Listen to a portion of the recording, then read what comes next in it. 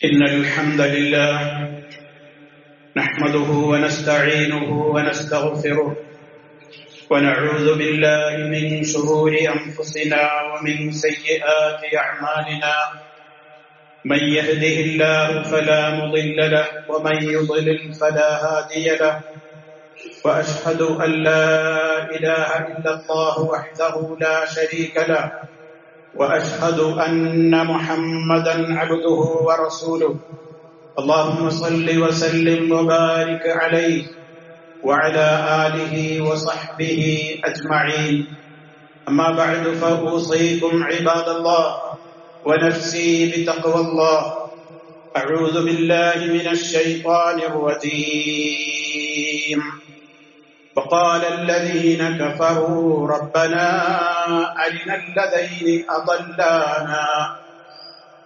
الذين أضلانا من الجن والإنس نجعلهما تحت أقدامنا ليكونا من الأسفلين. സ്നേഹമുള്ള സത്യവിശ്വാസികളെ, വിശ്വാസിനികളെ, സഹോദരി സഹോദരന്മാരെ, അല്ലാഹു സുബ്ഹാനഹു വ തആലയുടെ വിധിവിലക്കുകളും നിയമ നിർദ്ദേശങ്ങളും ജീവിതത്തിലുടനീളം കാത്തു സൂക്ഷിച്ചുകൊണ്ട് തഖ്വയുള്ളവരായി ജീവിക്കുവാൻ പരമാവധി പരിശ്രമിക്കണേ എന്ന് എന്നെയും നിങ്ങളെ ഓരോരുത്തരെയും ഗൗരവപൂർവം ഉണർത്തുകയാണ്, ഉപദേശിക്കുകയാണ്. അല്ലാഹു സുബ്ഹാനഹു വ തആല തഖ്വയുള്ളവരിൽ ചേർത്ത് നമ്മെ എല്ലാവരെയും അനുഗ്രഹിക്കുമാറാകട്ടെ.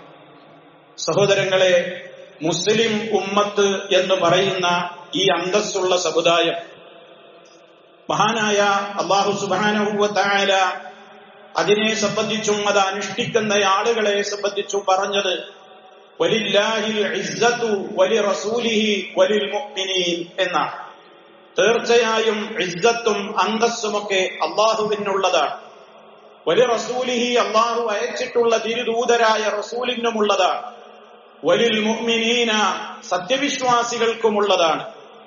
അഥവാ ഇസ്ലാമും ആ ഇസ്ലാം അനുഷ്ഠിക്കുന്ന മുസ്ലിമീങ്ങളും ഏത് കാലത്തും ആരുടെയും മുമ്പിൽ ചൂളിപ്പോകാതെ അന്തസ്സോടെ ജീവിക്കുവാൻ കഴിവുള്ളവരാണ്, അതിന് കഴിയേണ്ടവരാണ് എന്നർത്ഥം. എന്നും അങ്ങനെ തന്നെ നിലനിൽക്കുവാനും സാധിക്കും. പക്ഷേ അതിന് ഇസ്ലാം ഒരു കണ്ടീഷൻ പറഞ്ഞിട്ടുണ്ട്. വലാ തഹിനു വലാ തഹ്സനു അൻതുമുൽ അഅലൗൻ ഇൻ കുൻതും മുഅ്മിനീൻ. നിങ്ങൾ ഒരിക്കലും ആരുടെയും മുമ്പിൽ നിന്ദിതരാവേണ്ടതില്ല. നിങ്ങൾ സങ്കടപ്പെടേണ്ടവരല്ല, നിങ്ങൾ ദുഃഖിക്കേണ്ടവരുമല്ല. വഅൻതുമുൽ അഅലൗൻ, നിങ്ങളാണ് ഉന്നതന്മാർ, നിങ്ങളാണ് വിജയികൾ. പക്ഷേ ഇൻ കുൻതും മുഅ്മിനീൻ, നിങ്ങൾ വിശ്വാസികളാണെങ്കിൽ എന്ന കണ്ടീഷനോട് കൂടിയാണ് അല്ലാഹു സുബ്ഹാനഹു വ തആല നമുക്ക് ഇസ്സത്തും അതുപോലെ തന്നെ വിജയവും പ്രതാപവുമൊക്കെ ഓഫർ ചെയ്തിട്ടുള്ളത്. എന്നാൽ സഹോദരങ്ങളെ, ഇന്നത്തെ സമുദായത്തിന്റെ അവസ്ഥ എന്താണ്? മഹാനായ നബി സല്ലല്ലാഹു അലൈഹി വസല്ലം പറഞ്ഞു, ഇന്ന് മുസ്ലിം ഉമ്മത്തിന്റെ അവസ്ഥ നമ്മൾ ആലോചിക്കണം. യൂസിക്കുൽ ഉമം, മറ്റുള്ള സമുദായങ്ങൾ നിങ്ങളുടെ മേൽ ചാടി വീഴുന്ന ഒരവസ്ഥ വരും. ഏതുപോലെ? കമാ തദാഇൽ അകലതു ഇലാ ഖസ്അതിഹാ, ഭക്ഷണം നിറച്ചിട്ടുള്ള ഭക്ഷണ പാത്രത്തിലേക്ക് ആളുകളുടെ കൈകൾ നീണ്ടുവരും പോലെ ആളുകൾ ഒന്നായി ഈ സമുദായത്തെ ആക്രമിക്കുവാനും ഈ സമുദായത്തെ അപമാനിക്കുവാനും ഈ സമുദായത്തെ ചോദ്യം ചെയ്യുവാനും ഒരുപാട് ആളുകൾ ഇതിന്റെ ചുറ്റും ഭക്ഷണത്തളികയിലേക്ക് കൈകൾ നീട്ടുന്നത് പോലെ ഈ ഉമ്മത്തിന് നേരെ പാഞ്ഞെടുക്കും. നബി സല്ലല്ലാഹു അലൈഹി വസല്ലം ഇത് പറഞ്ഞപ്പോൾ അത് കേട്ട് നിൽക്കുന്ന സഹാബിമാരിൽ ഒരാൾ ചോദിച്ചു, വമിൻ ഖില്ലത്തിൻ നഹ്നു യൗമഇദിൻ, അല്ലാഹുവിന്റെ റസൂലേ, അന്ന് ഞങ്ങൾ എണ്ണത്തിൽ വളരെ കുറവായിരിക്കുന്നത് കൊണ്ടാണോ അങ്ങനെ ഞങ്ങളുടെ നേരെ ശത്രുക്കൾ പാഞ്ഞെടുക്കുക? നബി തങ്ങൾ പറഞ്ഞു, ബൽ അൻതും യൗമഇദിൻ കസീർ, അതൊന്നുമല്ല വിഷയം. നിങ്ങളന്ന് ഒരുപാട് ആളുകളുണ്ടാകും, നിങ്ങളുടെ അംഗസംഖ്യയും നിങ്ങളുടേതായ ആധിക്യവുമൊക്കെ ധാരാളമുണ്ടാകും. പക്ഷേ വലാകിന്നകും ഗുസാഉൻ കഹുസാഇസ് സൈലി, നിങ്ങളുടെ അവസ്ഥ ഏതുപോലെയായിരിക്കും? മലവെള്ളപ്പാച്ചിലിലൂടെ ഒഴുകി വരുന്ന ചപ്പ് ചണ്ടി ചവറുകളെ പോലെയായിരിക്കും നിങ്ങൾ. ഒന്നിനും കൊള്ളാത്ത ഒരു സമുദായമായി നിങ്ങൾ മാറും. എന്താ അതുകൊണ്ടുണ്ടാകുന്ന ദുരന്തം എന്താണ്?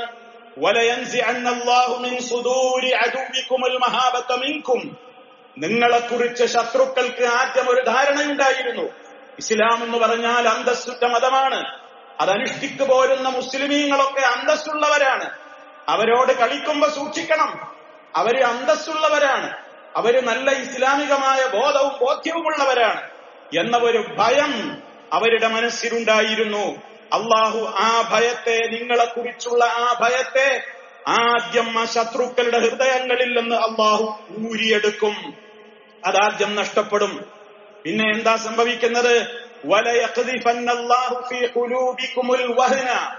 നിങ്ങളുടെ ഹൃദയങ്ങളിൽ അള്ളാഹു തആല ഇട്ടുതരും അൽ വഹ്ന. വഹ്ൻ എന്ന് പറയുന്ന മാരകമായ ഒരു സ്വഭാവം നിങ്ങളുടെ ഹൃദയങ്ങളിൽ തൽസ്ഥാനത്ത് സ്ഥാനം പിടിക്കും. ഇത് കേട്ടപ്പോൾ ഒരു സഹാബി ചോദിച്ചു, യാ റസൂലല്ലാഹ്, അള്ളാഹുവിന്റെ റസൂലേ, വമൽ വഹ്ൻ, എന്താണ് ഈ വഹ്ൻ എന്ന് പറഞ്ഞാൽ? നബി തങ്ങൾ പറഞ്ഞു, ഹുബ്ബുദ് ദുനിയാ വകറാഹിയത്തുൽ മൗത്ത്. ദുനിയാവിനോട് നിങ്ങൾക്ക് വല്ലാത്ത പ്രേമം, ഈ ലോകത്ത് ജീവിക്കണമെന്നും ഈ ലോകത്ത് ഒരുപാട് സമ്പാദിക്കണമെന്നും ഈ ലോകത്ത് കുറെ സ്ഥാനമാനങ്ങൾ കിട്ടണമെന്നും ഈ ലോകത്ത് അധികാരം കിട്ടണമെന്നും ഈ ലോകത്തുള്ള ആളുകളൊക്കെ തന്നെ കണ്ടാൽ ആദരിക്കുകയും ബഹുമാനിക്കുകയും ഇഷ്ടപ്പെടുകയും ചെയ്യണമെന്നും അങ്ങനെ ദുനിയാവിനോടൊരു വല്ലാത്ത പ്രേമം. വകറാഹിയത്തുൽ മൗത്ത്, മരിച്ചു പോകുന്നതിനെ കുറിച്ച് ഒരു ചിന്തയുമില്ലാതെ മരണം ഓർക്കുന്നത് പോലും നിങ്ങൾക്ക് പേടിയും വെറുപ്പുമുള്ള, അങ്ങനെ മരിക്കാൻ പേടി. ദുനിയാവിനോടും ജീവിതത്തോടും വല്ലാത്ത മോഹവും ആർത്തിയും സ്നേഹവും. ഈ ദുർബലത നിങ്ങളുടെ ഹൃദയങ്ങളിൽ വരും. ആ കാലഘട്ടത്തിലാണ് ശത്രുക്കൾ വിശന്നൊട്ടിയവൻ ഭക്ഷണപാത്രത്തിലേക്ക് ആർത്തിയോടെ അവന്റെ കൈകൾ നീട്ടുന്നത് പോലെ മുസ്ലിം സമുദായമേ, നിങ്ങളുടെ നേരെ ശത്രുക്കൾ അവരുടെ കൈകളും ദ്രംഷ്ടങ്ങളും നീട്ടുക എന്നാണ് മഹാനായ മുത്ത മുസ്തഫ സല്ലല്ലാഹു അലൈഹി വസല്ലം ഇവിടെ പഠിപ്പിച്ചു തരുന്നത്. നമ്മൾ ആലോചിക്കണം, ഈ ഉമ്മത്തിനെ നശിപ്പിക്കുവാനും തകർക്കുവാനും ശത്രുക്കൾ കണ്ടെത്തിയ മാർഗം നിങ്ങൾ ശരിക്ക് ബോധവാന്മാരാകണം. ഇസ്ലാമിൽ നിന്ന് ജനങ്ങളെ അകറ്റുവാൻ അവർ കണ്ട മാർഗം ഇസ്ലാം ശരിയല്ല എന്ന് ആദ്യം പറയലല്ല, ദൈവമില്ല എന്ന് ആദ്യം പറയലല്ല, റസൂലുള്ള ഇല്ല എന്ന് പറയലല്ല, ഖുർആനിനെ ഞങ്ങൾ അംഗീകരിക്കില്ല എന്ന് പറയലല്ല. മറിച്ചവർ ആദ്യം കണ്ടെത്തിയ മാർഗം എന്താണ്? ഇസ്ലാമിനെ തകർക്കുവാൻ അവർ കണ്ടെത്തിയ ഒന്നാമത്തെ മാർഗം, ഒറ്റയടിക്ക് ഇതിനെ എതിർക്കാതെ പതുക്കെ പതുക്കെ ഞെക്കിക്കൊല്ലാനാണ് ശത്രുക്കൾ തീരുമാനിച്ചത്. അതിനവർ കണ്ടെത്തിയ മാർഗം, ഓരോ വീടുകളിലും ഇസ്ലാമിനെ എതിർക്കുന്ന ഒരു മെമ്പറെങ്കിലും ഉണ്ടാകണമെന്നും ഇസ്ലാമിന്റെ പ്രവാചകൻ പഠിപ്പിച്ച ആശയങ്ങൾ ഇന്നിന്റെ കാലഘട്ടത്തോട് പറയാൻ പറ്റിയതല്ലെന്നും അതങ്ങ് 6-ാം നൂറ്റാണ്ടിലെ അപരിഷ്കൃതരായ കാട്ടറബികൾക്കുള്ള നിയമമാണെന്നും ഇന്നിന്റെ കാലഘട്ടത്തോട് യോജിക്കുന്ന നിയമങ്ങളല്ല ഖുർആനിലും ഹദീസിലും ഉള്ളതെന്നും മുസ്ലിമീങ്ങളെ കൊണ്ട് പറയിപ്പിക്കണം എന്നാണ് ശത്രു കണക്ക് കൂട്ടിയത്. അതിനവർ ചെയ്ത ഒന്നാമത്തെ മാർഗം, മതത്തോടുള്ള ആഭിമുഖ്യം ഇല്ലാതാക്കി തീർക്കുവാൻ അവരെന്ത് ചെയ്തു? ആളുകളുടെ മുമ്പിൽ അവരൊരു ശക്തമായ പ്രോപ്പഗണ്ട നടത്തുകയുണ്ടായി. അതെന്താണ്? ജനങ്ങളെ, മതങ്ങൾ എന്ന് പറയുന്നത് നമ്മുടെ സ്വാതന്ത്ര്യത്തിന് കൂച്ചുവിലങ്ങിടുന്നവയാണ്. മതങ്ങൾ മനുഷ്യരുടെ സ്വാതന്ത്ര്യത്തെയും ആസ്വാദനങ്ങളെയും സുഖങ്ങളെയും തകർക്കുകയും എതിർക്കുകയും ചെയ്യുന്നതാണ് മതങ്ങൾ. അതുകൊണ്ട് നിങ്ങൾ ആലോചിക്കണം, നിങ്ങൾ മനുഷ്യരാണ്, നിങ്ങൾ സ്വതന്ത്രരാണ്, നിങ്ങൾക്ക് കണ്ണുണ്ട്, ആ കണ്ണുകൊണ്ട് ഇഷ്ടമുള്ളത് കാണാനും കാതുകൊണ്ട് ഇഷ്ടമുള്ളത് കേൾക്കാനും നാവ് കൊണ്ട് ഇഷ്ടമുള്ളതൊക്കെ പറയാനും ഹൃദയം കൊണ്ട് ഇഷ്ടമുള്ളതൊക്കെ ചിന്തിക്കാനും അതേപോലെ തന്നെ ലൈംഗികമായ അവയവം കൊണ്ട് തനിക്കെവിടെയാണോ മോഹം തോന്നുന്നതെങ്കിൽ അവിടെ പോയി ആ ദാഹം തീർക്കുവാനുമൊക്കെ നിങ്ങൾക്ക് പ്രകൃതിയായി ഇവിടെ സ്വാതന്ത്ര്യമുണ്ട്. ആ സ്വാതന്ത്ര്യത്തെ അരുതെന്ന് പറഞ്ഞ് നിങ്ങളുടെ സ്വതന്ത്രമായ കണ്ണിനെ മൂടിക്കെട്ടുന്ന, നിങ്ങളുടെ സ്വച്ഛമായ കാതുകളെ മൂടിക്കെട്ടുന്ന, നിങ്ങളുടെ നാക്കിന് കൂച്ചുവിലങ്ങിടുന്ന, നിങ്ങളുടേതായ ചിന്താശേഷിക്ക് കൂച്ചുവിലങ്ങിടുന്ന നിങ്ങളുടെ ലൈംഗികദാഹത്തിന്റെ മോഹങ്ങളെ നിങ്ങൾ അടിച്ചമർത്തി നിങ്ങൾ വളരെ പ്രയാസപ്പെട്ടുകൊണ്ട് ജീവിക്കണമെന്ന് പറയുന്ന കാട്ടാളത്തിന്റെയും പാരതന്ത്ര്യത്തിന്റെയും മതമാണ് ഇസ്ലാം എന്ന് പറഞ്ഞുകൊണ്ട് ഇസ്ലാം സർവ്വ സ്വാതന്ത്ര്യത്തിനും സുഖങ്ങൾക്കും ആസ്വാദനങ്ങൾക്കും എതിരാണെന്നും കേവലം അപരിഷ്കൃതരായ ചില സന്യാസിമാരുടെയും ആ വിധത്തിലുള്ള ചില ചിന്താഗതിക്കാരുടെയും ഒക്കെ മതവും തത്വശാസ്ത്രവുമാണ് ഇസ്ലാമെന്ന് ജനങ്ങളുടെ മുമ്പിൽ അവർ പ്രോപ്പഗണ്ട ഇറക്കി. ഒന്നാമത്തെ പ്രചരണം അവിടെ കൊണ്ട് അവസാനിച്ചില്ല. ഇത് മൊത്തത്തിൽ മനുഷ്യർക്കെതിരാണ് മതമെന്ന് വരുത്തി തീർക്കാനായിരുന്നുവെങ്കിൽ രണ്ടാമത്തെ പ്രചരണം അവർ നടത്തിയത് മാനവിക സമൂഹത്തിൽ നിന്നുള്ള പകുതിയായ സ്ത്രീകളെ മാറ്റിവെച്ചുകൊണ്ടാണ്. ആ സ്ത്രീ സമൂഹത്തോട് അവർ പറഞ്ഞു, സ്ത്രീകളെ, നിങ്ങൾ സർവതന്ത്ര സ്വതന്ത്രരാണ്. നിങ്ങളുടേതായ ഇഷ്ടം പോലെ വേഷം ധരിക്കാനും നിങ്ങൾക്ക് ഇഷ്ടമുള്ളയിടത്ത് ഇഷ്ടമുള്ള സമയത്ത് സഞ്ചരിക്കുവാനും ഇഷ്ടമുള്ള പ്രവർത്തനങ്ങളിൽ ഭാഗവാക്കാകുവാനും നിങ്ങൾക്ക് എന്ത് രൂപത്തിലുള്ള പ്രവർത്തനങ്ങൾ ഇവിടെ ചെയ്യണോ അതൊക്കെ ചെയ്യുവാനും സ്വാതന്ത്ര്യമുള്ള ഒരവസ്ഥയിലാണ് നിങ്ങൾ ഈ ഭൂമിയിൽ നിങ്ങൾ ജീവിച്ചുകൊണ്ടിരിക്കുന്നത്. അതിനെതിരെ അതിനെ കൂച്ചുവിലങ്ങിട്ടുകൊണ്ട് നിങ്ങൾ ഇന്ന വേഷമേ ധരിക്കാവൂ, നിങ്ങളുടെ ശരീരത്തിൽ നിന്ന് നിങ്ങൾ ഇഷ്ടപ്പെടുന്ന രൂപത്തിലൊന്നും വേഷം ധരിച്ച് നിങ്ങളുടെ നഗ്നത വെളിപ്പെടുത്താനൊന്നും പാടില്ല എന്നിങ്ങനെ നിങ്ങളെ കൊണ്ട് ഹിജാബിന്റെ ഉള്ളിൽ നിങ്ങളെ അടിച്ചമർത്തി 4 അടുക്കളയുടെ ചുവരുകൾക്കുള്ളിൽ നിങ്ങളെ അടിച്ചമർത്തി നിങ്ങളുടേതായ എല്ലാ മേഖലകളിലും നിങ്ങൾക്കുള്ള സ്വാതന്ത്ര്യത്തെ അടിച്ചമർത്തിക്കൊണ്ട് നിങ്ങളെ തകർക്കുവാനും നിങ്ങളെ പിറകോട്ടടിക്കുവാനും നിങ്ങളെ നശിപ്പിക്കുവാനും നിങ്ങളെ കേവലം പെറ്റുകൂട്ടുവാനുള്ള പ്രസവയന്ത്രങ്ങളും അടിമകളും പേറ്റുയന്ത്രങ്ങളുമാക്കുവാനാണ് ഇസ്ലാമും ഖുർആനും പറയുന്നത് എന്ന് ഒളി അജണ്ടകളിലൂടെ നമ്മുടെ കുട്ടികളെ അവർ പഠിപ്പിച്ചു. അങ്ങനെ നമ്മുടെ ഓരോ വീടുകളിലും ഇവരുടേതായ ആശയങ്ങൾ, അതിലും കുറെയൊക്കെ കാര്യമുണ്ട് എന്ന് പറയുന്ന മെമ്പർമാർ അവരൊരു പക്ഷേ നമ്മുടെ ആങ്ങളമാരായിരിക്കാം, നമ്മുടെ പെങ്ങന്മാരായിരിക്കാം, നമ്മുടെ തന്നെ മക്കളായിരിക്കാം, നമ്മുടെ മാതാപിതാക്കളായിരിക്കാം, ഭാര്യയായിരിക്കാം, ഭർത്താവായിരിക്കാം. ഓരോ വീടുകളിലും ഈ ചിന്താഗതി കൊണ്ട് നടക്കുന്ന ആളുകളെ വളർത്തിയുണ്ടാക്കുവാൻ അവർക്ക് സാധിച്ചു. അങ്ങനെ തോന്നിയതുപോലെ ജീവിക്കുവാനും എവിടെ ഏതെല്ലാം വിധത്തിൽ മനുഷ്യൻ ഇവിടെ ജീവിക്കണോ ആ വിധത്തിലൊക്കെ ജീവിക്കുവാനുള്ള ഒരു സ്വാതന്ത്ര്യത്തിന്റെ എല്ലാ തലങ്ങളെയും ഇസ്ലാം ഇവിടെ കെട്ടിപ്പൂട്ടി അതിനെ തടുത്ത് തകർക്കുകയാണ് എന്നുള്ള പ്രചരണം നടത്തിയപ്പോൾ മനുഷ്യരെ പിറകോട്ട് വലിക്കുവാൻ കുറെയൊക്കെ ലിബറൽ മതക്കാർക്ക് സാധിച്ചു. ഈ മതത്തിന്റെ പേര് ലിബറൽ മതമെന്നാണ്. ഇസ്ലാമിന്റെ നേരെ ഓപ്പോസിറ്റായി ഞാനിപ്പറഞ്ഞ പ്രോപ്പഗണ്ടകൾ മനുഷ്യരുടെ നേരെയും സ്ത്രീകളുടെ നേരെയും ഒക്കെ ഉയർത്തിയിട്ട് നമ്മുടെ വീടുകളിൽ പോലും ഈ മതത്തിന്റെ അനുയായികളെ ഉണ്ടാക്കി തീർക്കുവാൻ വേണ്ടി അതിശക്തമായ ചരടുവലികളും ഒളി അജണ്ടകളും നടപ്പിലാക്കിക്കൊണ്ടിരിക്കുന്ന ഈ മതം ലിബറൽ മതം എന്നാണ് നിങ്ങൾ അതിനെ വിളിക്കേണ്ടത്. ആ നിലക്കാണ് വരുന്നത്, പ്രവർത്തിച്ചുകൊണ്ടിരിക്കുന്നത്. യഥാർത്ഥത്തിൽ ഈ ലിബറലുകൾ ഉയർത്തിവിടുന്ന വാദങ്ങളൊക്കെ വിഡ്ഢിത്തമാണെന്നും മറിച്ച് മനുഷ്യപ്രകൃതിക്ക് യോജിക്കുന്ന നിയമങ്ങളാണ് വിശുദ്ധ ഖുർആനും തിരുവചനങ്ങളും പഠിപ്പിച്ചിട്ടുള്ളതെന്നും മനുഷ്യർ മനസ്സിലാക്കുകയാണല്ലോ ഈ ഭീഷണിയെ നേരിടാനുള്ള മാർഗം. അതിനെന്തുണ്ട് വഴി? അതിന് മനുഷ്യൻ മതം പഠിക്കണം, മതവിദ്യാഭ്യാസം നേടണം. അതിന് ലിബറലുകൾ കണ്ടെത്തിയ വഴി എന്താണ്? മതവിദ്യാഭ്യാസത്തോട് സമൂഹത്തിന് വൈമുഖ്യം വളർത്തുക, ഒരു തരം വെറുപ്പുണ്ടാക്കുക. മതവിദ്യാഭ്യാസം, മദ്രസാ വിദ്യാഭ്യാസം എന്നൊക്കെ പറയുമ്പോ കുട്ടികളുടെയും രക്ഷിതാക്കളുടെയും ഒക്കെ മനസ്സിൽ അതെന്തോ ഭീകരവാദികളുടെ കേന്ദ്രമാണെന്ന് പ്രോപ്പഗണ്ട വളർത്തുക. ദേശീയാടിസ്ഥാനത്തിൽ തന്നെ ഇന്ന് പലരും പ്രചരിപ്പിക്കുന്നത് മദ്രസകൾ തീവ്രവാദത്തിന്റെ വളർത്ത് കേന്ദ്രങ്ങളാണെന്നാണ്. ഏതെങ്കിലും ഒരു മദ്രസയിൽ പഠിക്കുന്ന ഏതെങ്കിലും ഒരു കുട്ടി ഒരന്യനെ ഒരായുധം കൊണ്ട് ആക്രമിക്കുന്നത് പോയിട്ട് ഒരു മൊട്ടു സൂചി കൊണ്ട് അന്യരെ ആക്രമിക്കാനുള്ള ആഹ്വാനമെങ്കിലും 1 തൊട്ട് 10ാം ക്ലാസ് വരെയുള്ള മദ്രസയുടെ പാഠപുസ്തകങ്ങളിൽ എവിടെയെങ്കിലും അത് പഠിപ്പിക്കുന്നുണ്ടോ? ഇല്ല എന്ന് ശത്രുവിനും അറിയാം. എന്നാലും പ്രചരണം നിർത്തുന്നില്ല. മദ്രസാ വിദ്യാഭ്യാസത്തോട് ജനങ്ങൾ പുറംതിരിഞ്ഞാലേ ഭാവി തലമുറ മതമില്ലാത്തവരാവുകയുള്ളൂ എന്ന് ശക്തമായ കണക്ക് കൂട്ടൽ ഇവിടെയുള്ള ലിബറൽ മതക്കാർക്കുണ്ട്. അതുകൊണ്ട് തന്നെ യഥാർത്ഥത്തിൽ അവരെന്താണ് ചെയ്തുകൊണ്ടിരിക്കുന്നത്? ആ ഒരു ചിന്താഗതി സമൂഹത്തിൽ അങ്ങനെ വളർത്തി ഇതുകൊണ്ടൊന്നും വലിയ പ്രയോജനമൊന്നുമില്ല. മദ്രസയിൽ പോയ കുട്ടികളൊക്കെ പൊട്ടന്മാരാവാണ് എന്ന് പറഞ്ഞു മദ്രസ പൊട്ടൻ എന്നിങ്ങനെ പ്രത്യേകമായ നിലക്കവർ കമന്റ് ബോക്സുകൾ എഴുതി നിറക്കാൻ തുടങ്ങി. ചില രക്ഷിതാക്കൾക്കെങ്കിലും അതിലുമില്ലേ കുറെയൊക്കെ ശരി എന്ന് തോന്നുന്നിടത്തേക്ക് എത്തി.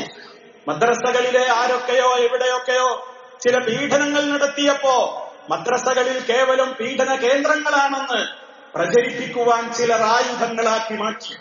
ഈ വിധത്തിലൊക്കെ മദ്രസയെ പിറകോട്ട് വലിക്കുവാനുള്ള കുതന്ത്രങ്ങൾ, രക്ഷിതാക്കൾ പലരും അതിൽ വീഴുന്ന അവസ്ഥ നമ്മൾ ആലോചിക്കേ. എന്റെ ഈ ശബ്ദം ശ്രവിക്കുന്ന ഓരോ ഉമ്മതങ്ങളും സഹോദരനും ആലോചിക്കേ.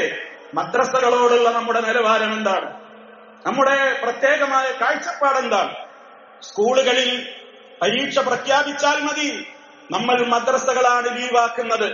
ഖുർആൻ പഠനവും ഹദീസ് പഠനവും നമ്മൾ ലീവാക്കുകയാണ്. എന്തേ കാരണം? അവിടെ പരീക്ഷ വരികയാണ് സ്കൂളിൽ. അതേ അവസരത്തിൽ മദ്രസയിലെ പരീക്ഷയ്ക്ക് നിങ്ങളുടെ കുട്ടികൾ എത്ര പേരതിന് അധ്വാനിക്കുന്നുണ്ട്? നിങ്ങളുടെ കുട്ടിക്ക് തെറ്റുകൂടാതെ ഖുർആൻ ഓതാൻ അറിയാമോ എന്ന എത്ര ചിന്ത നിങ്ങൾക്കുണ്ട്? എന്റെ കുട്ടി മതവിദ്യാഭ്യാസത്തിന്റെ മേഖലയിൽ ഏതെല്ലാം അവസ്ഥയിലാണ് എത്തി നിൽക്കുന്നത് എന്ന ഒരവസ്ഥയെക്കുറിച്ച് നിങ്ങൾ എത്രത്തോളം ചിന്തിക്കുന്നുണ്ട്? ആ ഒരവസ്ഥയല്ലേ ഇന്ന് മതവിദ്യാഭ്യാസത്തോടുള്ളത്? ഉമ്മമാര് ചിന്തിക്കണം. മദ്രസാ വിദ്യാഭ്യാസമില്ലായിരുന്നുവെങ്കിൽ, മദ്രസാ വിദ്യാഭ്യാസം കൂടി ഈ ലോകത്തിന് നഷ്ടപ്പെട്ടു പോയാൽ ദീന് പഠിക്കുവാനുള്ള സർവ്വ അവസരങ്ങളും നമുക്ക് നഷ്ടപ്പെടുകയായിരിക്കും ഫലം. അതുകൊണ്ട് അതിനെതിരെയുള്ള ഓരോ നീക്കങ്ങളെയും കരുതിയിരിക്കേണ്ടതുണ്ട്. ഇപ്പോൾ ഇതാ ശബ്ദം കേൾക്കുന്നു. സ്കൂളുകളുടെ സമയമാറ്റം എന്തിലേക്കാണ് കൊണ്ടുപോകുന്നത്? 9:30 കുട്ടികളും അധ്യാപകരുമൊക്കെ സ്കൂളുകളിൽ എത്തണമെന്ന് വരുമ്പോൾ ഇപ്പോൾ തന്നെ 10 മണിക്ക് പ്രവൃത്തി സമയമായിട്ട് പോലും മദ്രസകളിലേക്ക് വിടാൻ രക്ഷിതാക്കൾക്ക് താല്പര്യമില്ല. മദ്രസ വിട്ട് വരുമ്പോഴേക്ക് സ്കൂൾ ബസ് വരും, കുട്ടികളെ ഒരുക്കി അയക്കുവാൻ കഴിയില്ല എന്ന് പറഞ്ഞുകൊണ്ട് പലരും ആഴ്ചയിലൊരിക്കൽ 1 മണിക്കൂർ മാത്രമൊക്കെ മദ്രസാ വിദ്യാഭ്യാസത്തെ ചുരുക്കി ഒതുക്കിയപ്പോൾ ഈ രൂപത്തിലുള്ള നിയമങ്ങൾ കൂടി വന്നാൽ ആദ്യമേ ഈ വിഷയത്തോട് വൈമുഖ്യമുള്ള തലമുറക്ക്, സമൂഹത്തിന് ആ ഒരു പേരും പറഞ്ഞുകൊണ്ട് ഇനി മദ്രസ ഇല്ലാതാകുന്ന ഒരവസ്ഥയിലേക്കാണ് കാര്യങ്ങൾ പോകുന്നത്. ഏതും ലിബറലുകൾ ഇങ്ങനെയാണ് ഒളിയ ചണ്ടയായി കടത്തിക്കൊണ്ടുവരിക. ഒറ്റയടിക്ക് അതിന്റെ കഴുത്തറക്കുകയല്ല,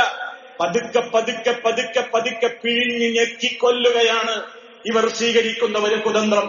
ഇത് ഈ ഉമ്മത്ത് തിരിച്ചറിഞ്ഞിട്ടില്ല, ഈ സമുദായം ഇത് തിരിച്ചറിഞ്ഞിട്ടില്ല. അതുകൊണ്ടാണ് വളരെ ഗൗരവത്തോടുകൂടി നമ്മൾ മനസ്സിലാക്കണം, നമുക്ക് കിട്ടേണ്ട നന്മകൾ കുറയുകയാണ്. നമുക്ക് ധാരാളമായി കിട്ടിക്കൊണ്ടിരിക്കേണ്ടുന്ന നന്മകളുടെ അളവുകൾ കുറയുകയാണ്. അതേ അവസരത്തിൽ ആ നന്മകളെ ഹൈജാക്ക് ചെയ്യുവാൻ വേണ്ടി ഇവിടെയുള്ള തിന്മയുടെ പ്രചാരകർക്കാവട്ടെ മണിക്കൂറുകൾ ധാരാളമാണ് ലഭിച്ചുകൊണ്ടിരിക്കുന്നത്. അവരുടെ ഒളിയ ചണ്ടകൾ നടപ്പിലാക്കുവാൻ വേണ്ടി ധാരാളക്കണക്കിന് സമയങ്ങളാണ് അവർക്ക് ലഭിച്ചുകൊണ്ടിരിക്കുന്നത്. അതുകൊണ്ട് തന്നെ മതനിയമങ്ങൾ പാലിക്കുന്നവരൊക്കെ അപരിഷ്കൃതരായ, ഒന്നിനും കൊള്ളാത്ത, ലോകം തിരിയാത്തവരാണെന്നും മുസ്ലിമീങ്ങളെന്ന് പറയപ്പെടുന്നവർക്ക് തന്നെ ഇതൊക്കെ അവരുടെ ഉള്ളിന്റെ ഉള്ളിൽ കുറേശ്ശെയായി മുളപൊട്ടുവാൻ തുടങ്ങി എന്നുള്ളതാണ് ലിബറലുകൾ ഇവിടെ നേടിയ വിജയത്തിന്റെ ആകത്തുക. അതുകൊണ്ട് എനിക്കെന്റെ പ്രിയപ്പെട്ട ശ്രോതാക്കളോട് ഓർമ്മപ്പെടുത്തുവാനുള്ളത്, അങ്ങനെ തിന്മകളുടെ പ്രചാരകരായ ലിബറൽ മതക്കാർക്ക് സന്തോഷിക്കുവാനുള്ള മാർഗങ്ങളെ നമ്മളായിട്ട് എളുപ്പമാക്കി കൊടുക്കരുത്. പലപ്പോഴും ഇന്നത്തെ അവസ്ഥ എന്താണ്? ഏത് മേഖലയിൽ നിങ്ങൾ എടുത്തു നോക്കൂ, അവിടെയൊക്കെ എന്ത് തോന്നിവാസം ആരൊക്കെ കൊണ്ടുവന്നാലും അതൊക്കെ ഏറ്റെടുക്കാനും, അതിനൊക്കെ സിന്ദാബാദ് പറയാനും, അതൊക്കെ കേട്ട് തുള്ളിച്ചാടാനും മുസ്ലിം സമുദായത്തിനകത്ത് തന്നെ ഇന്ന് ആളുകളുണ്ട് എന്നുള്ളതാണ്. നിങ്ങൾ ആലോചിക്കേ, മുസ്ലിം സമുദായത്തിൽ തന്നെ ആരൊക്കെ എന്തൊക്കെ വലിയ അജണ്ടകൾ ഇതിലേക്ക് കടത്തിക്കൊണ്ട് വന്നാലും എന്താ അതിന് കുഴപ്പം, എന്താ അതിനൊക്കെ തകരാറ് എന്ന് ചോദിക്കുന്ന ആളുകൾ ഈ ഉമ്മത്തിൽ തന്നെ ഉണ്ട് എന്നാണ് പ്രശ്നം. അതാണ് നമ്മൾ മനസ്സിലാക്കേണ്ടത്. അവര് ചോദിക്കുന്നത് എന്താണെന്നറിയോ? കുറച്ച് പിന്തിരിപ്പന്മാർക്കാണ് ഇവിടെ പ്രശ്നം. മൊത്തം മുസ്ലിമീങ്ങൾക്ക് ഇതിലൊന്നും ഒരു എതിർപ്പുമില്ല. എന്ന പ്രചരണമാണ് അവർ നടത്തിക്കൊണ്ടിരിക്കുന്നത്. ആ വരി നിങ്ങൾ മറക്കരുത്. മുസ്ലിമീങ്ങൾക്ക് ഇവിടെ പ്രശ്നമൊന്നുമില്ല. ഞങ്ങൾ കൊണ്ടുവരുന്ന ഈ പ്രത്യേകമായ പരിഷ്കാരങ്ങളൊക്കെ സ്വീകരിക്കാനും നടപ്പിൽ വരുത്താനും ആടാനും പാടാനും ഡാൻസ് ചെയ്യാനും തുള്ളാനും നഗ്നമേനി പ്രദർശിപ്പിക്കാനും സ്വവർഗരതിയുടെ സ്വയംഭോഗത്തിന്റെ ദിനമാചരിക്കാനും ആർത്തവം ആചരിക്കുവാനും അതേപോലെ തന്നെ മോശപ്പെട്ട വിധത്തിലുള്ള ഒരുപാട് വൃത്തികേടുകൾ ചെയ്യാനുമൊക്കെ ഇവിടെ മുസ്ലിം ഉമ്മത്തിലാർക്കും വലിയ പ്രശ്നമൊന്നുമില്ല. പിന്നെ പ്രശ്നം ആർക്കാ? കേവലം ചില പിന്തിരിപ്പന്മാർക്കാണ് ഇവിടെ പ്രശ്നം എന്ന് പറഞ്ഞ് മുസ്ലിമീങ്ങളിലെ ഒരു വിഭാഗത്തെ അങ്ങ് അരിക്കാക്കി അവരെ അങ്ങ് ഒറ്റപ്പെടുത്തി മറ്റുള്ളവരെയും കൊണ്ട് സമുദായത്തെ തകർക്കാനും വ്യക്തി നശിപ്പിക്കുവാനും അകത്ത് നിന്ന് തന്നെ ധാരാളം കോടാലി കൈകളെ ലിബറലുകൾക്ക് കിട്ടിയിട്ടുണ്ട് എന്ന് നമ്മൾ മനസ്സിലാക്കണം. അതാണ് ഏറ്റവും വലിയ അപകടവും. ഒരു വീട് ഒന്നിച്ചു നിൽക്കുകയാണെങ്കിൽ ആ വീട്ടിനെ ആക്രമിക്കാൻ ഒരാൾക്കും കഴിയില്ല.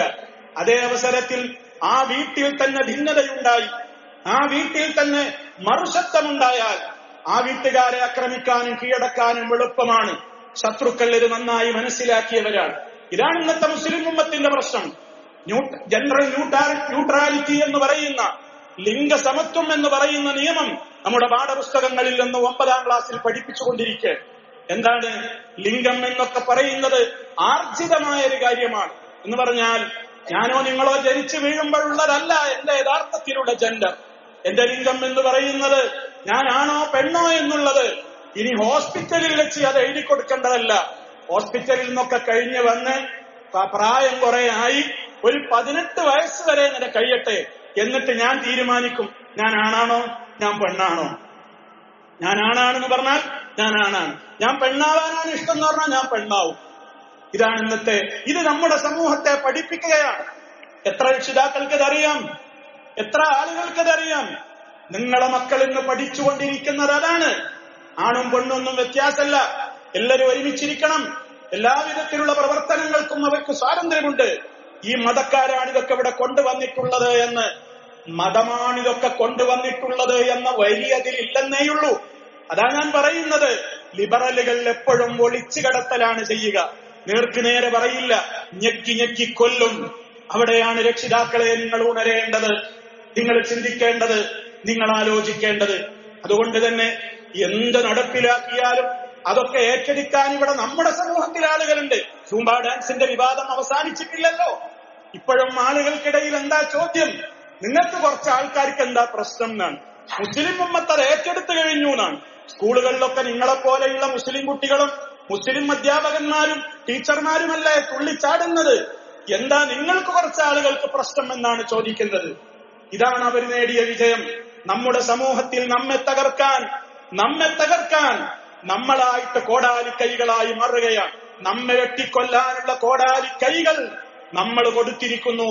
മുസ്ലിം ഉമ്മത്താ ചോദിക്കുന്നത്, നിങ്ങൾക്ക് എന്താ പ്രശ്നം? നിങ്ങൾക്ക് വേണ്ടെങ്കിൽ കളിക്കണ്ട, നിങ്ങൾക്ക് വേണ്ടെങ്കിൽ ഈ വേഷം ധരിക്കണ്ട, ആണും പെണ്ണുമൊക്കെ ഒരേ വേഷം ധരിച്ചാ മതി. യൂണിഫോം ആ വിഷയത്തിൽ ഇനി പെണ്ണിന് വേറെ എന്നില്ല, ആണും പെണ്ണൊക്കെ ഒരേ വേഷം ധരിച്ചാ മതി എന്നാണ്. രക്ഷിതാക്കളെ നിങ്ങൾ അനുകൂലിച്ചില്ലേ? നിങ്ങളുടെ മക്കൾ ആ വേഷവുമായി പറഞ്ഞേച്ചില്ലേ? ഇതാണ് നമ്മുടെ പരാജയം. എന്തേ?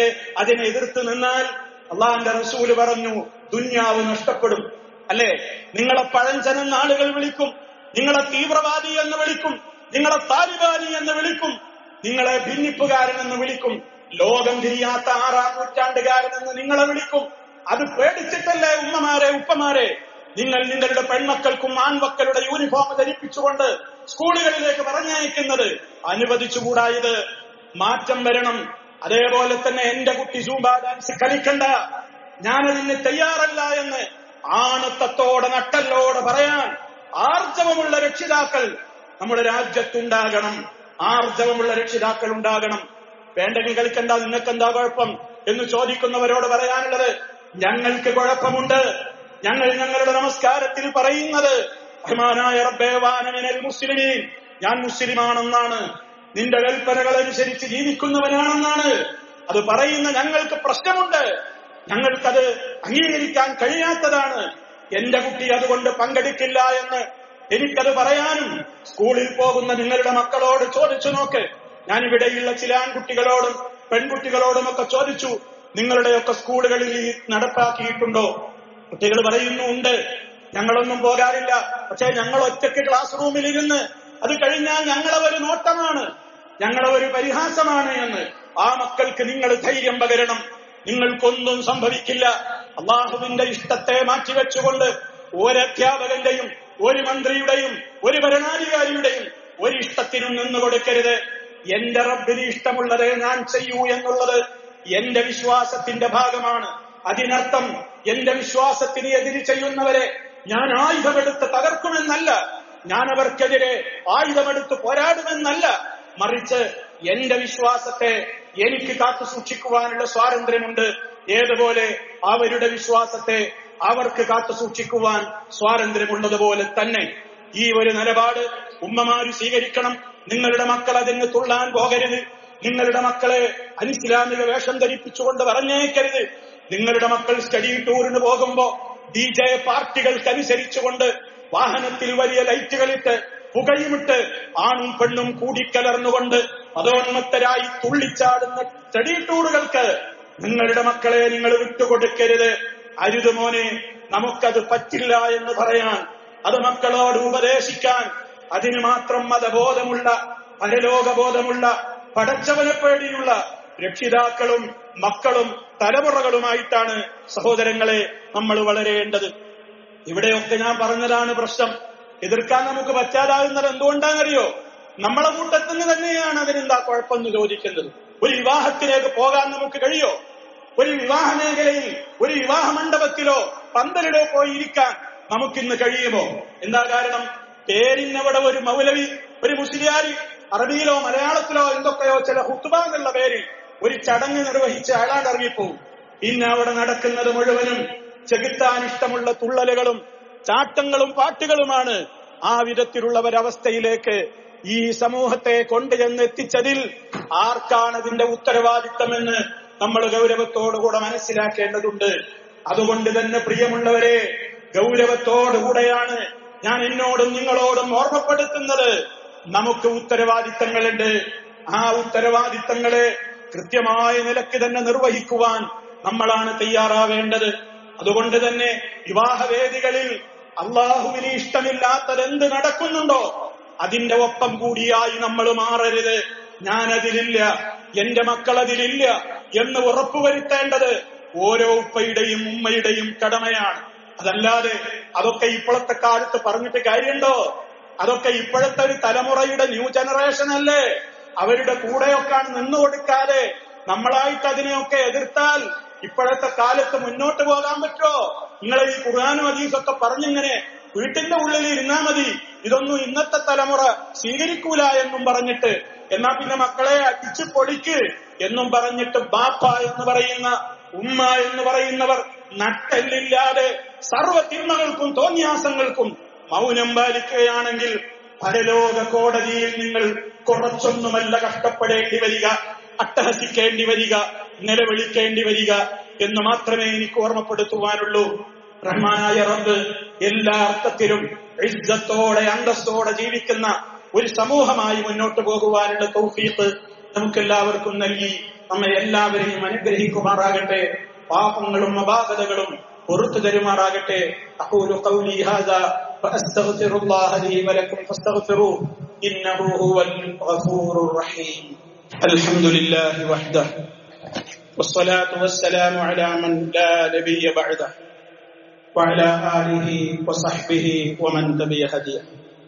അമ്മാ ബഅദു ഫഊസീകും ഇബാദല്ലാഹ് വനഫ്സി ബിതഖ്വല്ലാഹ്. അല്ലാഹുവിനെ സൂക്ഷിച്ച് ജീവിക്കണേ. ഒരിക്കൽ കൂടി എന്നെയും നിങ്ങളെ ഓരോരുത്തരെയും ഗൗരവപൂർവം ഉണർത്തുകയാണ്. പ്രശ്നങ്ങൾ വളരെ ഗുരുതരമാണ്. നാം വിചാരിക്കുന്നത് പോലെ നിസ്സാരമല്ല കാര്യങ്ങൾ എന്ന് ബുദ്ധിയും തന്റെ ഇടവും പക്വതയുമുള്ളവർക്ക് ഈ സംസാരത്തിൽ നിന്ന് ഗ്രഹിക്കാനായിട്ടുണ്ടാകും എന്നാണ് ഞാൻ വിശ്വസിക്കുന്നത്. എന്നാൽ ഇങ്ങനെയുള്ള പ്രശ്നങ്ങൾ പറയലാണോ നമുക്കുള്ള അതിനുള്ള പരിഹാരങ്ങളില്ലേ? തീർച്ചയായും പരിഹാരമുണ്ട്. മഹാനായ നബി സല്ലല്ലാഹു അലൈഹി വസല്ലം പറഞ്ഞു, നിങ്ങൾ മരണചിന്ത അധികരിപ്പിക്കണം എന്ന്. ദുനിയാവിനോടുള്ള മോഹം കൊണ്ടാണ് ഇതിന്റെയൊക്കെ പിന്നാലെ നമ്മൾ പോകുന്നതെങ്കിൽ അതിനെ തടയിടുവാനുള്ള ഏക മാർഗം ഏത് സമയത്തും ഞാൻ ശ്വസിച്ചുകൊണ്ടിരിക്കുന്ന ഈ വായു ഡിസ്കണക്ട് ആവാം, ഞാൻ മരിക്കാം, തൊട്ടടുത്ത സമയം ഞാൻ ഖബറിലേക്ക് എത്താം എന്ന ബോധത്തോടെ ജീവിക്കല. അതിനിവിടെ ആര് തയ്യാറാകുന്നുവോ അവർക്ക് വിജയം വരിക്കുവാൻ സാധിക്കുകയുള്ളൂ. ഇവിടെ നടക്കുന്ന ഏതൊരു കാര്യത്തിനും കണക്ക് പറയേണ്ടി വരും.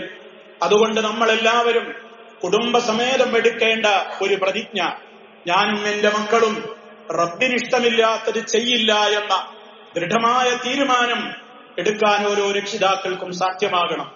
തിന്മയിലേക്ക് ഒഴുകിപ്പോകുന്ന ആയിരങ്ങളിൽ നിന്ന് വേറിട്ട ഒരാളായി നിൽക്കുവാനുള്ള ഈമാനികമായ നട്ടെല്ലും അതുപോലെയുള്ള കരുത്തും നമ്മൾ ആർജിച്ചെടുക്കേണ്ടതുണ്ട്. നേരെമറിച്ച് ഞാൻ നേരത്തെ പറഞ്ഞതുപോലെ എന്ത് ചെയ്യാനാ, ഇപ്പോഴത്തെ കാലത്ത് ഇങ്ങനെയൊക്കെ മാത്രമേ നടക്കൂ. എതിർത്തിട്ടൊന്നും കാര്യമില്ല, അവരുടെ ഇഷ്ടങ്ങൾ നടക്കട്ടെ, അവര് പുതിയ തലമുറയല്ലേ തുടങ്ങിയ ദുർന്യായങ്ങളൊക്കെ പറഞ്ഞിട്ട് അവർക്ക് താങ്ങാവാനും മൗനം പാലിക്കാനുമാണ് നമ്മൾ തയ്യാറാകുന്നതെങ്കിൽ ഞാൻ നേരത്തെ പറഞ്ഞ കനത്ത വിലയും മട്ടഹാസവും പരലോക കോടതിയിൽ വരാനിരിക്കുന്നു. ഞാൻ നിങ്ങളെ തുടക്കത്തിൽ ഓതിക്കേൽപ്പിച്ച ഒരു സൂക്തം, അതിന്റെ അർത്ഥം ഞാൻ നിങ്ങളെ കേൾപ്പിക്കാം. വഖാലല്ലദീന കഫറു, മഹ്ശറിൽ നടക്കാൻ പോകുന്ന കാര്യമാണ്. വിശുദ്ധ ഖുർആനിന്റെയും നിങ്ങളുടെയും വീടുകളിൽ അതിന്റെ കോപ്പികളുണ്ട്, എടുക്ക്, മറിച്ചു നോക്ക്. എന്താ അവിടെ അല്ലാഹു പറയുന്നത്? വഖാലല്ലദീന കഫറു, അവിശ്വാസികളായ ആളുകൾ, റബ്ബിന്റെ നിയമങ്ങളെ കാറ്റിൽ പറത്തിയ തെമ്മാടികളായ ധിക്കാരികളായ ആണാവട്ടെ പെണ്ണാവട്ടെ അവരൊക്കെ പറയും ശിക്ഷ കാണുമ്പോ, റബ്ബനാ, ഞങ്ങളുടെ രക്ഷിതാവേ, അരിനാ, നീ ഞങ്ങൾക്ക് കാണിച്ചതായോ അല്ലദൈനി അദല്ലാന മിനൽ ജിന്നി വൽ ഇൻസി, ഞങ്ങളെ പഠിപ്പിക്കേണ്ട കാലത്ത് പഠിപ്പിക്കാതെ, നേർവഴി കാണിക്കേണ്ട കാലത്ത് ഞങ്ങൾക്ക് നേർവഴി ഉപദേശിക്കാതെ, ഞങ്ങളുടെ ഇഷ്ടത്തിനൊത്ത് താങ്ങായും തണലായും നിന്ന, ഞങ്ങളെക്കുറിച്ച് ഉപദേശങ്ങളൊന്നും നടത്തി ഞങ്ങളെ നന്മയുടെ പാതയിലേക്ക് നയിക്കാൻ തയ്യാറാവാതെ, ഞങ്ങൾ പിഴക്കാൻ കാരണക്കാരായ ഞങ്ങളുടെ ഉപ്പയായാലും ഉമ്മയായാലും ആരാവട്ടെ അവരെ ഞങ്ങൾക്കൊന്ന് കാണിച്ചു തരാമോ? എന്തിനാ നജ്അൽഹുമാ, ഞങ്ങൾ അവരെ ആക്കട്ടെ തഹ്ത അഖ്ദാമിന, ഞങ്ങളുടെ കാലിന്റെ ചോടെ, ഞങ്ങൾ അവരുടെ നെഞ്ചത്ത് കയറിയിട്ടൊന്ന് ചാടട്ടെ, ഞങ്ങളവരുടെ ശരീരത്തിൽ കയറി ഒന്ന് ചവിട്ടി മെതിക്കട്ടെ. ഉമ്മ, നിങ്ങളാണ് ഞാൻ ഇങ്ങനെയാവാൻ കാരണം. ഉപ്പ, നിങ്ങളാണ് ഞാൻ ഇങ്ങനെയാവാൻ കാരണം. നിങ്ങളാണ് ഞങ്ങളെ ഇങ്ങനെ കോലത്തിലാക്കിയത്. ഉപദേശിക്കേണ്ട സമയത്ത് ഗൗരവത്തോടെ പറഞ്ഞു തരാതെ, പഠിപ്പിച്ചു തരാതെ, ഞങ്ങളുടെ ഇഷ്ടം നോക്കിയിട്ട് ഞങ്ങളെ കയറൂരി വിട്ടത് നിങ്ങളാണ്, അനുഭവിക്കടാ എന്ന് പറഞ്ഞ് ഉമ്മയുടെയും ഉപ്പയുടെയും പഴപ്പിച്ച ആരൊക്കെയുണ്ടോ അവരുടെ നെഞ്ചത്ത് ചാടി കയറിയിട്ട് ചവിട്ടി മെതിക്കാൻ നീ ഞങ്ങൾക്കൊരവസരം തായോ എന്ന് അവിടെ വെച്ച് അള്ളാഹുവിന്റെ കോടതിയിൽ ഇവര് അള്ളാഹുവിനോട് പറയുമെന്നാണ് ഖുർആൻ പറയുന്നത്. അങ്ങനത്തെ മക്കളാണോ വേണ്ടത്? അതോ നമ്മൾ മരിച്ചാൽ നമ്മുടെ ഖബറിൽ വന്നും അല്ലാതെയും റബ്ബിഗ്ഫിർലി വലിവാലിദയ്യ, എനിക്കും എന്റെ ഉപ്പാക്കും ഉമ്മാക്കും പുറത്തു കൊടുക്കണേ എന്ന് മനസ്സ് പൊട്ടിക്കരയുന്ന മക്കൾ വേണോ? അതോ ഇങ്ങനെ നമ്മെ മരണശേഷവും ജീവിച്ചിരിക്കുന്ന കാലത്തും ശപിക്കുന്ന മക്കൾ വേണോ? തെരഞ്ഞെടുത്തോളൂ. സ്വാതന്ത്ര്യം നിങ്ങൾക്കാണ്. പറയേണ്ട ഉത്തരവാദിത്വം നമ്മൾ പറയുന്നു എന്ന് മാത്രം. അതുകൊണ്ട് തന്നെ സഹോദരങ്ങളെ, ഇതൊരു പരീക്ഷണമാണ്. നമ്മൾ ആലോചിക്കണം, ദുനിയാവ് തന്നെയും ഒരു പരീക്ഷണമാണ്. ഇവിടെ ഈ നടപ്പാക്കുന്ന പരിഷ്കരണങ്ങളും ഇവിടെ കൊണ്ടുവരുന്ന തോന്നിവാസങ്ങളും ലിബറൽ മതക്കാരുടേതായ തത്വങ്ങളുമൊക്കെ വിശ്വാസികൾക്കൊരു പരീക്ഷണമാണ്. അള്ളാഹ് പറഞ്ഞിട്ടുണ്ട്, അള്ളാഹു ഒരിക്കലും വിശ്വാസികളെ വെറുതെ വിടൂല, അവരെ പരീക്ഷിക്കുക തന്നെ ചെയ്യും. എന്തിനാണ് റബ്ബ് പരീക്ഷിക്കുന്നത്? എന്താ അള്ളാഹ് നോക്കുന്നത്? ഹത്താ യമീസൽ ഖബീസ മിനത് തയ്യിബി, വൃത്തികെട്ടത് ഏതൊക്കെയാണ് നല്ലത് ഏതൊക്കെയാണ് എന്ന് വേർതിരിക്കുന്നത് വരെ അള്ളാഹ് നിങ്ങളെ വെറുതെ വിടൂല. ഓരോ പ്രശ്നങ്ങളും വരുമ്പോ അള്ളാഹ് നോക്കാണ്, ഇന്ന കുടുംബക്കാരി എന്തിന്റെ പിന്നാലെയാണ്, ഈ രക്ഷിതാവ് ഏതിന്റെ പിന്നാലെയാണ്, ഈ ഉമ്മ ഏതിന്റെ പിന്നാലെയാണ്, ഈ മക്കൾ ഏതിന്റെ പിന്നാലെയാണ്, ആ രൂപത്തിൽ നല്ലതേത് വൃത്തികെട്ടതേത് എന്നിങ്ങനെ കല്ലും നെല്ലും വേർതിരിച്ച് അറിയാനുള്ള ഒരു പരീക്ഷണ ഘട്ടത്തിലൂടെയാണ് നമ്മൾ കടന്നു പോകുന്നത്. അങ്ങനെ ഒരു പരീക്ഷണം വരാതിരിക്കില്ല. ആ സമയത്ത് നിങ്ങൾ എന്ത് ചെയ്യണം? അല്ലാഹു തആല പറയാണ്, 3-ാമത്തെ അധ്യായം ആല ഇംറാൻ 179-ാമത്തെ ആയത്താണ് ഞാൻ നിങ്ങളെ കേൾപ്പിക്കുന്നത്. നിങ്ങൾ എന്ത് ചെയ്യണം? ഫആമിനൂ ബില്ലാഹി വറസൂലിഹി, നിങ്ങൾ അല്ലാഹുവിൽ വിശ്വസിക്കൂ, അല്ലാഹുവിന്റെ മുർസലീങ്ങളിലും വിശ്വസിക്കൂ. അങ്ങനെ വഇൻ തുഅ്മിനൂ, നിങ്ങൾ യഥാർത്ഥ ഈമാനുള്ളവരാണെങ്കിൽ വതത്തഖൂ, പാപങ്ങളിലേക്കും തിന്മകളിലേക്കും തോന്നിവാസങ്ങളിലേക്കും പോകാതെ തഖ്വ പാലിക്കുന്നവരുമായിട്ട് നിങ്ങൾ ജീവിക്കാൻ സന്നദ്ധരാണെങ്കിൽ ഫലക്കും അജ്റുൻ അളീം, നിങ്ങൾക്ക് വമ്പിച്ച പ്രതിഫലമുണ്ട്. സൂറത്ത് ആല ഇംറാൻ 179 സൂക്തം. പ്രിയമുള്ള സഹോദരങ്ങളെ, ഓരോരുത്തരും തീരുമാനമെടുത്തോളൂ. ഇത് ദുന്യാവാണ്, ഇത് പരീക്ഷണത്തിന്റെ ലോകമാണ്. ഇവിടെ വിജയിച്ചാൽ ഖബറിൽ ജയിക്കും, പരലോകത്ത് ജയിക്കും. ഇവിടെ ഒപ്പം കൂടിയായി തോറ്റാൽ മരണനേരത്തെ അട്ടഹസിക്കും, ഖബറിൽ ശിക്ഷ ഏറ്റുവാങ്ങേണ്ടി വരും, മഹ്ശറിൽ പൊട്ടിക്കരയേണ്ടി വരും, കാലാകാലം നരകാഗ്നിയിൽ ഒടുങ്ങേണ്ടി വരും. അതുകൊണ്ട് സഹോദരങ്ങളെ, ഗൗരവത്തോടുകൂടി മതമെന്താണെന്ന് സ്വയം പഠിക്കുക, മക്കളെ പഠിപ്പിക്കുക, ഉത്തരവാദിത്തം നിർവഹിക്കുക, നന്മകളോട് സമ്പൂർണമായും സഹകരിക്കുക, തിന്മകളോട് സമ്പൂർണ്ണ നിസ്സഹകരണം പാലിക്കുക. അല്ലാഹു തൗഫീഖ് പ്രദാനം ചെയ്യുമാറാകട്ടെ, അപാകതകൾ പുറത്തു തരുമാറാകട്ടെ, മാരകമായ രോഗങ്ങളിൽ നിന്ന് നമ്മെ കാത്തുരക്ഷിക്കുമാറാകട്ടെ. പലരും ക്യാൻസർ അടക്കമുള്ള പല രോഗങ്ങളും പിടിപെട്ടുകൊണ്ട് ആസ്പത്രികളിലും വീടുകളിലും ഒക്കെ വിശ്രമിക്കുന്നുണ്ട്. റഹ്മാനായ റബ്ബേ, അവരുടെ അസുഖങ്ങൾ എത്ര ഗുരുതരമാണെങ്കിലും എല്ലാം ശിഫയാക്കുവാൻ കഴിവുള്ള ശാഫിയായ അല്ലാഹുവേ, നീ അവർക്കെല്ലാം പരിപൂർണമായും ശിഫ നൽകണമേ. മാരകമായ രോഗങ്ങളിൽ നിന്ന് ഞങ്ങളെയും ഞങ്ങളുടെ ബന്ധപ്പെട്ട എല്ലാവരെയും നീ കാത്തുരക്ഷിക്കണമേ റഹ്മാനെ. ഞങ്ങളിൽ നിന്ന് മരണപ്പെട്ടു പോയ ഞങ്ങളുടെ മാതാപിതാക്കൾ, ബന്ധുമിത്രാദികൾ, ഗുരുവര്യന്മാർ എല്ലാവർക്കും നീ പുറത്തു കൊടുക്കണമേ. ഞങ്ങളെയും അവരെയും നീ നിന്റെ ജന്നത്തിൽ ഒരുമിച്ച് കൂട്ടണമേ. ജഹന്നമിൽ നിന്ന് കാത്തുരക്ഷിക്കണമേ. اللهم اغفر للمؤمنين والمؤمنات والمسلمين والمسلمات الأحياء منهم والأموات إنك مجيب الدعوات وقاضي الحاجات. اللهم أعز الإسلام والمسلمين وأذل الشرك والمشركين. اللهم أجرنا وأجر والدينا من النار. ربنا اغفر لنا ذنوبنا وكفر عنا سيئاتنا وتوفنا مع الأبرار والحمد لله رب العالمين.